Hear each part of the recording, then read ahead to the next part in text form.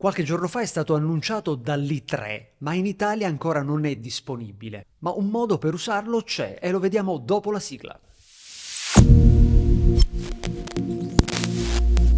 A sorpresa, qualche giorno fa, OpenAI ha rispolverato DALL-E e ha annunciato la versione 3. Dovrebbe essere disponibile nelle prossime settimane all'interno di ChatGPT per gli utenti Plus e poi man mano, ad ottobre-novembre, dovrebbe arrivare anche nella sua interfaccia nativa.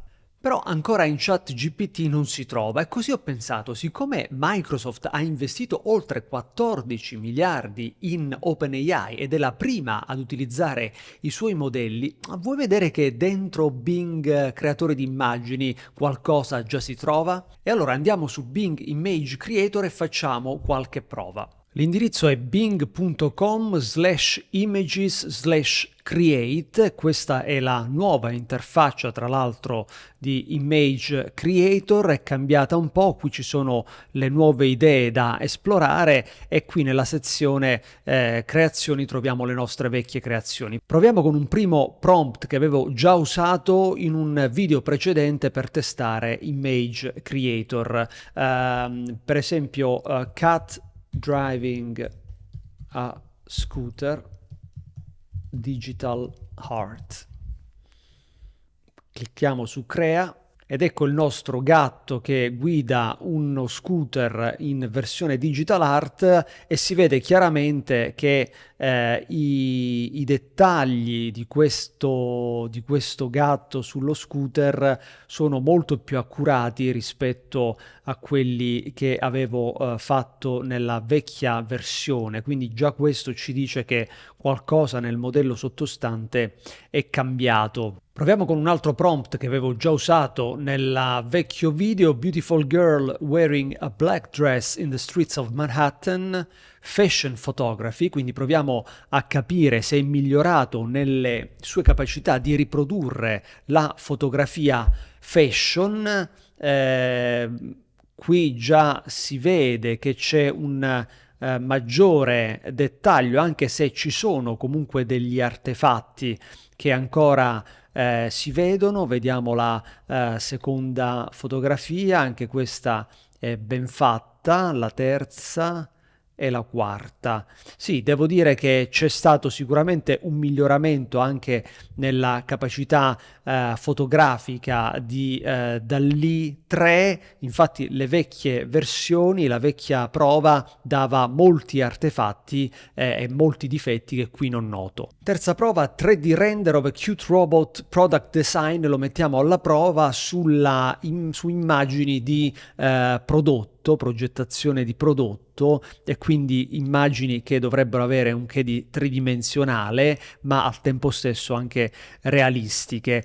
Beh, qui la scorsa volta mi aveva dato immagini di un robottino anche ben fatte, questa volta il robot diventa molto più accurato, qui addirittura ne ho 3, qui è un po' più versione carina, anche questo è molto, molto ben fatto. Sì, sicuramente migliori dei precedenti. Ancora mettiamolo alla prova con un'altra bestia nera dei modelli di immagini di grandi dimensioni, che è la macrofotografia. Qui proviamo Cherry Blossom Macro Photography. La scorsa volta avevo ottenuto buoni risultati ma migliorabili. In effetti questa volta i risultati sono molto più belli, molto più intensi, vividi anche nei colori, il dettaglio anche qui è molto buono, quindi anche qui si nota un miglioramento rispetto alla scorsa volta. Un ultimo modo per vedere se è cambiato qualcosa è quello di metterlo alla prova su elementi di design, per esempio il design di un logo di una libreria in bianco e nero in stile minimalista. L'altra volta avevo ottenuto dei buoni risultati, ma mi sembra che questa volta sono nettamente migliori. Questo è molto buono, questo abbastanza. Anche questo è molto buono, anche se le parole bookstore non sono state azzeccate. Questo è molto molto minimal, ma anche qui le lettere sono un po' messe a caso. Comunque sicuramente una buona prova. Ora lo vorrei mettere invece alla prova su un qualcosa di molto più sfidante. Proviamo a prendere un prompt di Midjourney e a inserirlo all'interno di Bing Image Creator, che dovrebbe avere la nuova tecnologia dall'i3. Prendiamo per esempio questa immagine molto fotorealistica che Midjourney è riuscito a fare, mi copio il prompt e poi lo inserisco dentro il nuovo Image Creator, do crea e vediamo cosa riesce a fare.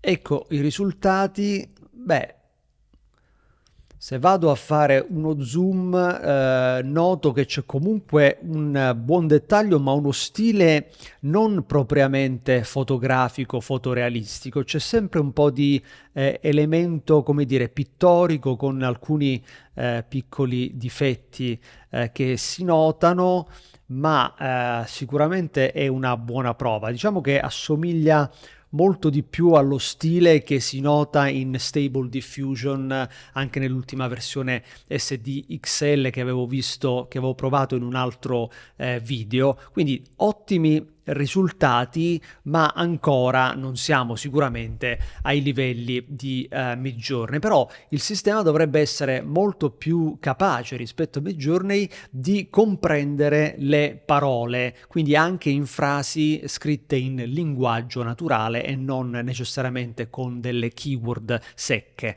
Proviamo a metterlo alla prova anche su questo. Dal sito di OpenAI prendiamo una delle immagini che sono state usate come dimostrazione. Per esempio questa qui, un divano a forma di banane con un dettaglio molto specifico rispetto alle caratteristiche della stanza, con la pianta in un angolo, con il tappeto, con il sole che filtra dalle finestre, e andiamo a inserirlo all'interno del nostro Image Creator e vediamo cosa riusciamo a ottenere. Ecco le immagini generate. Beh, in effetti sono molto simili a quelle dimostrate da OpenAI. Questa è sicuramente molto simile al prompt che abbiamo scritto, anche questa mantiene gli elementi del prompt e anche questa qui. Quindi il sistema riesce davvero molto bene a interpretare il nostro linguaggio naturale anche in una frase lunga, complessa, piena di dettagli, e a inserirli all'interno delle immagini generate. Dunque sembra proprio che Bing, creatore di immagini, sia riuscito a fare un grande spoiler di DALL-E 3, tanto che proprio ieri i sistemi erano intasati e quindi Microsoft è dovuta ricorrere a una maggiore capacità di GPU per sostenere l'enorme richiesta. Fate pure le vostre prove, perché Image Creator ha anche un grande vantaggio, cioè permette di creare queste immagini gratuitamente, almeno fino all'utilizzo dei 100 crediti che vengono dati inizialmente. Quindi fate le vostre prove e poi fatemi sapere nei commenti se lo avete trovato migliorato rispetto al passato. Se non volete perdervi le prossime novità sull'intelligenza artificiale e confini con il marketing, vi consiglio di iscrivervi al canale e di attivare la campanella. Alla prossima!